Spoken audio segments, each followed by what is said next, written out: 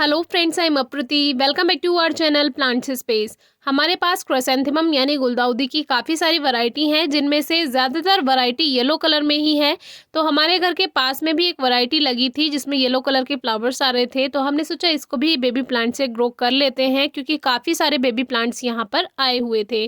और ये प्लांट ज़मीन में लगा हुआ है, तो ज़मीन में तो प्लांट्स काफ़ी ज़्यादा फैल ही जाते हैं। और इसमें यहाँ देखिए कितने सारे बेबी प्लांट्स हैं, और जो मदर प्लांट है वो भी काफ़ी दूर तक फैला हुआ है, और बेबी प्लांट्स भी काफ़ी हैं। तो अभी अगर आपके आसपास कहीं प्लांट्स ये लगे हुए हैं, तो बेबी प्लांट से आप कई सारे पौधे तैयार कर सकते हैं। ये ज़मीन सूखी हुई थी, इसीलिए बेबी प्लांट निकालने में थोड़ी परेशानी हो रही थी, क्योंकि रूट्स के साथ ये नहीं आ पा रहे थे।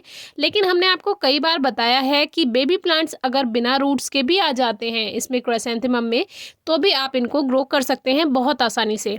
लेकिन एक बात का ध्यान रखिए, जिनके यहाँ भी ये लगे हुए हैं उनसे पूछ कर ही आप बेबी प्लांट्स लेकर आएँ, क्योंकि वही सही रहता है।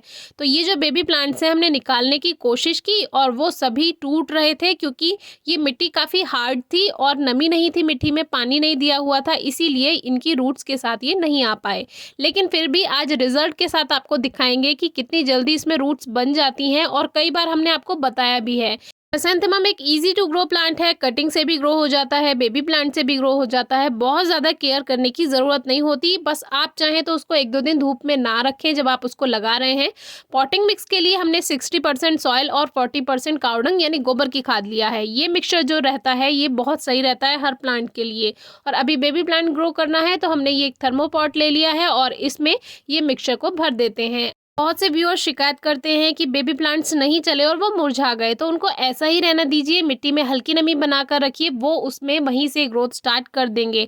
अब वहाँ से लाने के बाद मैंने 2 दिन इनको ऐसे ही रखे रहने दिया, तो ये थोड़े मुरझाए से हो गए थे, लेकिन इनमें कोई परेशानी नहीं आती है। आप इसको जैसे ही लगा देंगे फिर से ठीक हो जाएंगे। तो देखिए इनमें किसी में भी रूट्स आपको नहीं दिखाई दे रही होंगी, तो ला करके हमने इसको लगा दिया, और अभी थोड़ा मुरझाए मुरझाए हैं, लेकिन कोई बात नहीं। अब इसको लगाने के बाद हम 2-3 दिन इसको धूप में नहीं रखेंगे, और जैसे ही इसकी पत्तियां सीधी हो जाएंगी वैसे आप इसको धूप में शिफ्ट कर सकते हैं। बहुत तेज धूप में नहीं रखना चाहते तो ऐसी जगह रखिए जहां पर हल्की छन छन कर धूप आती हो, यानी कि सेमी शेड में आप रख सकते हैं, क्योंकि इससे जो है मिट्टी की नमी थोड़ी बनी रहेगी। क्योंकि अगर मिट्टी की नमी ही खत्म हो जाएगी, ड्राई हो जाएगी सॉइल, तो फिर ये भी सूख जाते हैं। अब हमने इसमें वाटर स्प्रे कर दिया है, और इनको लगाने के बाद आपको पानी पर ही ध्यान रखना है। एक बार अच्छे से पानी देने के बाद 2-3 दिन पानी देने की ज़रूरत नहीं होती है, लेकिन जैसे ही मिट्टी ड्राई लगे यानी सूखी हुई लगे, वैसे आप उसमें हल्की नमी ज़रूर बना कर रखिएगा। अब देखिए फिंगर से हमने जो इसकी सॉइल है उसको सेट कर दिया है, और अब 2-4 दिन के लिए इसको धूप में नहीं रखेंगे, और ज़्यादा डिस्टर्ब नहीं करना है, सेट होने देना है। आप देखिए कितना अच्छा रिजल्ट हमें मिल चुका है। जितनी भी पत्तियां हैं उस सभी में ग्रोथ हो गई है, और रिजल्ट आप देख ही सकते हैं। अभी इनकी रूट्स भी हम दिखाएंगे किस तरह से इसमें रूट्स बनती हैं। अच्छी रूट्स बनने में लगभग 1 महीना यानी 30 दिन तो लग ही जाते हैं, बाकी सीजन पर डिपेंड करता है। फरवरी में भी हमने कुछ बेबी प्लांट्स ग्रो किए थे, और उसका रिजल्ट आपको अभी 2-4 दिन पहले ही हमने दिखाया, कितने हेल्दी प्लांट्स बन चुके हैं वो। वैसे ही ये सभी आप देख लीजिए, जितनी भी ये वाइट रूट्स इसमें बनी हुई दिखाई दे रही हैं, ये सभी नई रूट्स हैं। और बिल्कुल सही बात बताऊं तो मुझे क्राइसैंथेमम की कटिंग ग्रो करने से ज़्यादा अच्छा लगता है इनके बेबी प्लांट्स ग्रो करना, क्योंकि उसमें बहुत ही जल्दी और अच्छा रिजल्ट आपको मिल जाता है। वैसे तो कटिंग भी ऐसे ही ग्रो होती है, रेनी सीजन में कटिंग में ज़्यादा अच्छा रिजल्ट आपको मिलता है, क्योंकि जो बिगनर्स भी होते हैं वो भी जल्दी से कटिंग ग्रो कर सकते हैं रेनी सीजन में, क्योंकि ज़्यादा ध्यान नहीं रखना पड़ता। अब देखिए एक कटिंग में इसमें रूट्स ज़्यादा नहीं बनी है, लेकिन ये लगा रहेगा मिट्टी में तो इसमें रूट्स बन जाएंगी। लेकिन सभी में मोस्टली कटिंग्स में इसमें सभी में रूट्स बन चुकी हैं और काफ़ी हेल्दी हैं। और एक इसकी और अच्छी बात है कि इसको हटाकर निकाल दिया हमने और दोबारा लगा देंगे तो प्लांट बिल्कुल स्ट्रेस में नहीं जाएगा, ऐसा ही रहेगा। ये छोटी सी कटिंग देखिए, इसमें एक बहुत छोटी सी वाइट रूट आपको दिखाई दे रही होगी।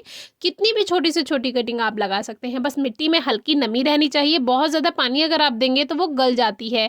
फर्टिलाइज़र देने की कोई ज़रूरत नहीं पड़ती शुरू में। जब आप इसको ट्रांसप्लांट करें यानी नए पॉट में शिफ्ट करें, तब आप इसमें खाद दे सकते हैं। अच्छा पॉटिंग मिक्स बनाकर इसको लगा सकते हैं। तो अभी हम ऐसे ही इसको लगा देते हैं। जब इनको नए गमलों में शिफ्ट करना होगा तब यहीं से निकाल कर इनको शिफ्ट कर देंगे। और इनको शिफ्ट करने का तरीका हमने बताया हुआ है, दूर दूर से जैसे केक का पीस कट करते हैं बिल्कुल वैसे ही सॉइल के साथ इनको निकालिए और मिट्टी में लगा दीजिए। और किसी भी प्लांट की रिपोर्टिंग करते हैं, ट्रांसप्लांट करते हैं, उसको 2-4 दिन आप धूप में ना रखें, खुली हवा में कहीं छायादार जगह पर रखें। फिर भी अगर आपको कुछ समझ नहीं आता है तो ज़रूर पूछिएगा। Thank you.